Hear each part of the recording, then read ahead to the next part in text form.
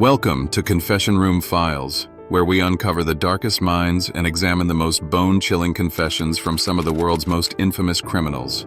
In this episode, we present an exclusive, in-depth look into the minds of two of the most notorious serial killers in history, John Wayne Gacy and Ted Bundy. These men, now infamous for their heinous crimes, speak with an unsettling calmness in their final interviews before execution. Through their words, we gain a chilling insight into their distorted psyche, their motivations, and their reflections on the lives they took. Gacy, the killer clown, presents a disturbing charm, while Bundy, the manipulative and charismatic killer, eerily downplays his crimes in his last moments. Join us as we break down these harrowing confessions and analyze the twisted minds behind these unforgettable killers. Stay with us as we explore the psychology of these notorious criminals, and don't forget to subscribe to Confession Room Files for more insights into the world's most terrifying figures. Share your thoughts on this case in the comments below and join the discussion.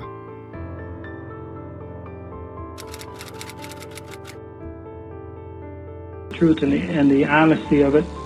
If they want to be convinced or brainwashed into what they believe, then fine, then go ahead and kill me. But vengeance is mine, saith the Lord, because you will have executed somebody that didn't commit the crime. He describes himself as a father. Loving and caring. I've always looked after my children, even now. What kind of values you remember imparting to them?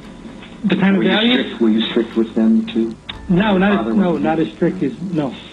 A lot of things that my dad did, I refused to do, because I don't believe in hitting children. I don't believe in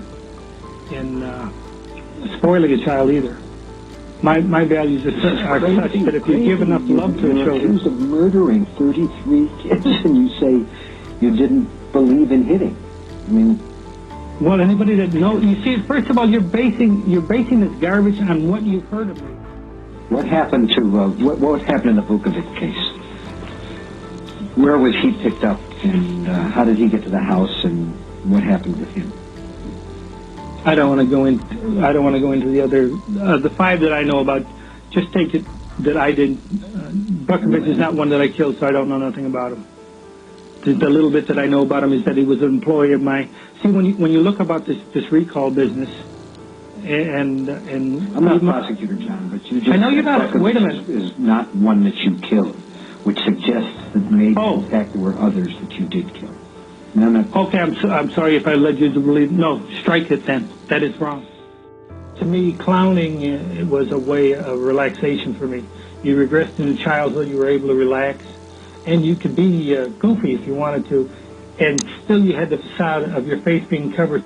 The clown suit hid his face and his evil crimes as well. Even today, on death row, he's painting portraits of himself as a clown. The 33 Flavors clown. And the convicted killer of 33 can't help but chuckle at the irony. I used to do clowning, and I don't know if you want to mention the name, for an ice cream company in Chicago, who had 33 flavors. I'm serious, Bressler Ice Cream Company. I was their contractor, and I was also their clown. And Pogo the Clown was the clowning that I did for charity hospital work for the Democratic Party, and Pogo the Clown is originally. Pogo comes from being Polish and on the go all the time, so it's Pogo.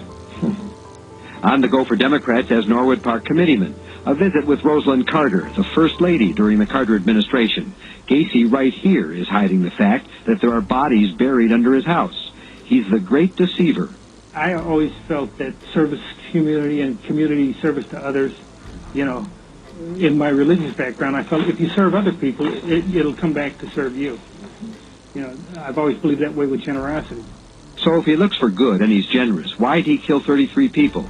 Nobody knows, but the psychiatrists talk about how obsessive and meticulous he is, enough to kill repeatedly and to stack his victims in a careful and ordered manner, like cordwood under his house. Even now, he's obsessed and meticulous with his life. What's your life like? Day to day? I live it day to day. What do you mean? If you want to know what my life is like, I log it every day. For the last 12 years, all you got to do is ask. I can tell you everything. I can tell you it's the first meal they served me here because I do it daily. What do you do all day? Every phone call, everything that I do, every time an officer's around me is logged. Every movement that I make is in the book here. And he and his lawyers have a log on his victims, too. Everything they did before they were killed. You know, when I tell you I've got background information on it, we took each one of them by, we took each one of the victims, and this is by their names or by their indictment numbers. And what we did with each one of them, we did profile sheets on them.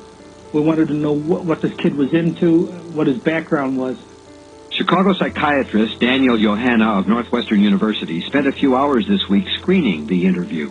He's very attentive to all details, and so he's sort of, that's the way that he operates. And that's how people like him are able to do these crimes and cover them up, because they are well planned and organized. One thing John Wayne Gacy could not plan was the way he got that way. My dad was domineering in the fact he had a different set of values, but also very stern individual. My dad drank a lot. When he drank a lot, yeah, he was abusive to my mother and to me, but I never swung at my dad because I loved him for what he stood for. Maybe that's where it began to go wrong for John Gacy. He doesn't know, nor does he seem to care. He loses himself in his paintings. Why the skeleton? This was done by request. Somebody requested a skull clown, and mostly the punk rockers and the undergrounders like that stuff there. This is Christ as I see him in myself. And it's monolithic because Christ, to me, is monolithic. He's all things to all people. This here is the Hi-Ho series, and that is self-explanatory. It's the Seven Dwarfs. And they've always stuck to me as a great child painting. And so I've done a series of Hi-Ho series paintings. And this is the 1990 one. This is called Hi-Ho Around the Campfire. It's an original work. Walt Disney is a mentor for me because I've always enjoyed his creativity. And the Seven Dwarfs, if you actually look at all the faces, they represent the 7 different moods that most people can get into. Moods are important to John Gacy. He has so many of them himself. Angry ones mostly toward his father and his victims, and especially, it seems, toward the victims' families, who are constantly reminding him of his crimes. That one mother that gets on television all the time who thinks I should be given 33 injections, I think she ought to take 33 Valiums and go lay down. She goes on Geraldo Show and all these other shows talking about, I think it's Maori, I think is the name. Her Marine son. If her Marine son was so great, what the hell is he? In this interview, John Wayne Gacy reveals a disturbing level of self-deception and manipulation. He presents himself as a loving father and community figure, attempting to distance his image from his horrific crimes. Gacy justifies his actions, claiming he was wrongly accused, and his meticulous record-keeping and the careful arrangement of his victims' bodies show his obsessive and methodical approach. Despite portraying himself as generous and caring, his actions contradict these claims, highlighting his deep psychological disturbance. Gacy's focus on his abusive father suggests narcissistic tendencies, as he seeks to shift blame onto others. Additionally, his art, such as clown and religious-themed paintings, reflects his attempt to maintain control over his narrative and escape guilt. Overall, Gacy's interview provides chilling insight into his manipulative nature and disordered mindset, revealing the complex psychology behind his heinous actions. But I've lived in prison for a long time now.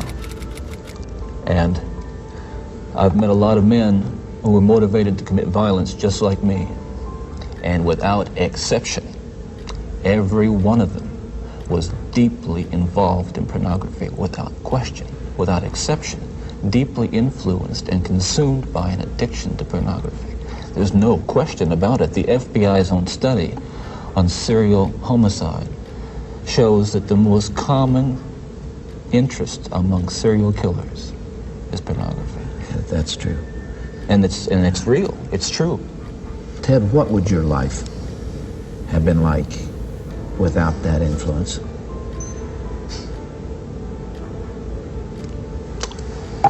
You can only speculate. Yeah. Well, I know it would have been far better, not just for me, and it's, excuse me for being so self-centered here. It would have been a lot better for me and lots of other people. I know that. Lots of other innocent people, victims and families. It would have been a lot better. There's no question, but it would have been a fuller life. Certainly a life that would not have involved, I'm absolutely certain, would not have involved this kind of violence that I have committed. I'm sure, Ted, if I were able to ask you the questions that are being asked out there, one of the most important as you come down to perhaps your final hours, are you thinking about all those victims out there and their families who are so wounded, years later, their lives have not returned to normal. They will never return to normal. Absolutely. Are you carrying that load, that weight? Is the remorse there? Again, I know that people will accuse me of being self-serving, but we're beyond that now. I mean, I'm just telling you how I feel. But through God's help, I have been able to come to the point where much too late, but better late than never, feel the hurt and the pain that I am responsible for. Yes, absolutely. In the past few days, myself and a number of investigators have been talking about unsolved cases, murders that I was involved in. And it's hard to talk about all these years later because it revives in me all those terrible feelings and those thoughts that I have steadfastly and diligently dealt with, and I think successfully, with the love of God. And yet it's reopened that, and I felt the pain and I felt the horror again of all that. And I can only hope that those who I have harmed, those who I've caused so much grief, even if they don't believe my expression of sorrow and remorse, will believe what I'm saying now, that there is loose in their towns and their communities people like me today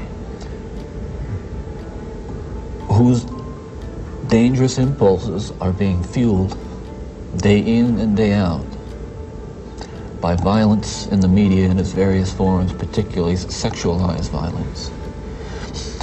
And what scares me, and let's come into the present now, because what I'm talking about happened 30 years ago, that is, in my formative stages. And what scares and appalls me, Dr. Dobson, is when I see what's on cable TV, some of the movies, some of the violence in the movies that come into homes today with stuff that they wouldn't show in X-rated adult theaters 30 years ago. This stuff... The slasher movies that you're talking about. That stuff is, I'm telling you, from personal experience, the most, that is graphic violence on screen, particularly as it gets into the home to children who may be unattended or unaware that they may be a Ted Bundy who has that vulnerability to that predisposition to be influenced by that kind of behavior, by that kind of movie, that kind of violence. There are kids sitting out there switching the TV dial around and come upon these movies late at night, or I don't know when they're on, but they're on and any kid can watch them. It's scary when I think what would have happened to me if I had seen. Scary enough. That I just ran into stuff outside the home, but to know that children are watching that kind of thing today, or can pick up their phone and dial away for it or send away for it. Can you help me understand this desensitization process that took place? What was going on in your mind? Well, by desensitization, I describe it in specific terms is that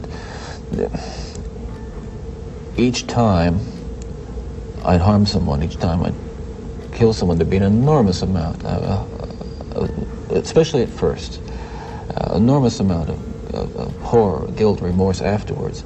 But then that impulse to do it again would come back even stronger. Now, believe me, the unique thing about how this worked, Dr. Dobson, is that I still felt in my regular life the full range of guilt and remorse about other things, regret and. But you had this compartmentalized. Very well focused, very sharply focused area where it was like a black hole. It was like like a crack, and everything that fell into that crack just disappeared. Does that make sense? Yeah, it does. One of the final murders that you committed, of course, was apparently little Kimberly Leach, 12 years of age. I think the public outcry is greater there because an innocent child was taken from a playground. What did you feel after that? Were there the normal emotions 3 days later? Where were you, Ted? I can't really talk about that right now. That's too painful. I would like to be able to convey to you what that experience is like, but I can't. I won't be able to talk about that. Okay.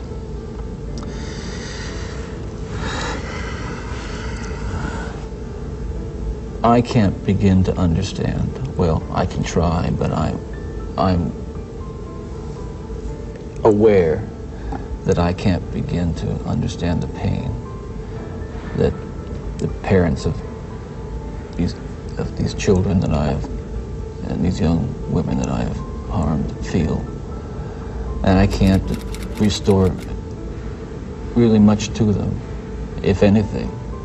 I won't pretend to, and I don't even expect them to forgive me, and I'm not asking for it. That kind of forgiveness is of God, and if they have it, they have it. If they don't, well, maybe they'll find it someday. Do you deserve the punishment the state has inflicted upon you? That's a very good question, and I'll answer very, very honestly. I don't want to die. I'm not going to kid you. I'll kid you not. I deserve certainly the most extreme punishment society has, and I think society deserves to be protected from me and from others like me. That's for sure.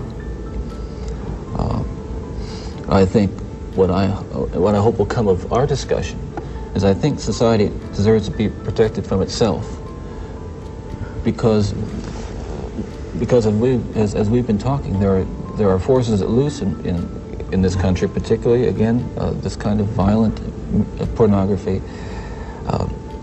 where, on the one hand, well-meaning, decent people will condemn behavior of a Ted Bundy while they're walking past a magazine rack full of the very kinds of things that send young kids down the road to be Ted Bundys. That's the irony. We're talking here not just about more. What I'm talking about is going beyond retribution, which is what people want with me. Going beyond retribution and punishment, because there is no way in the world that killing me is going to restore those beautiful children to their parents and correct and soothe the pain.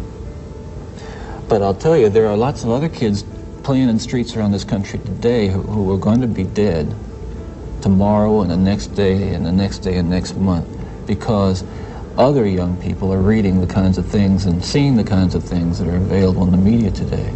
Ted, as you would imagine, there's tremendous cynicism about you on the outside, and I suppose for good reason.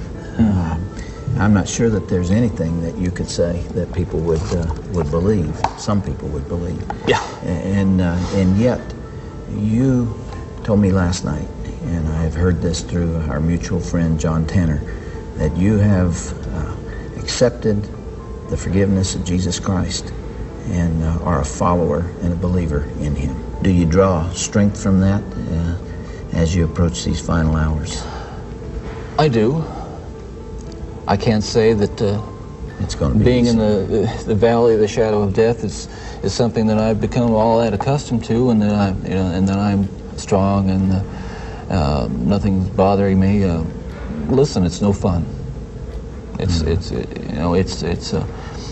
gets kind of lonely, and yet I have to remind myself that every one of us will go through this someday, in one way or another. Appointed unto man. And countless millions who have walked this earth before us have. So this is just... In this interview, Ted Bundy attempts to rationalize his violent behavior by attributing it to pornography, claiming it was a common factor among serial killers. He expresses regret about the harm he caused, reflecting on how his life could have been different without such influences, though his remorse seems overshadowed by a self-serving narrative. Bundy's recognition of the pain he inflicted on victims' families is mixed with a sense of helplessness, indicating his struggle with genuine empathy. He focuses heavily on external factors, such as media violence, and makes a moral argument about society's role in fostering such behavior. This projection of blame toward pornography and media violence contrasts with his inability to fully confront the personal responsibility for his actions. Bundy's commentary on his psychological compartmentalization reveals his internal conflict, though his final statements on forgiveness reflect his search for redemption, pointing to his conversion to Christianity. Want to dive deeper into the psychology of serial killers and hear more from the minds behind the most infamous crimes? Subscribe to our channel for exclusive interviews, in-depth analysis, and expert commentary on the darkest aspects of criminal behavior. Hit the subscribe button and join us as we uncover the twisted minds that have shocked the world.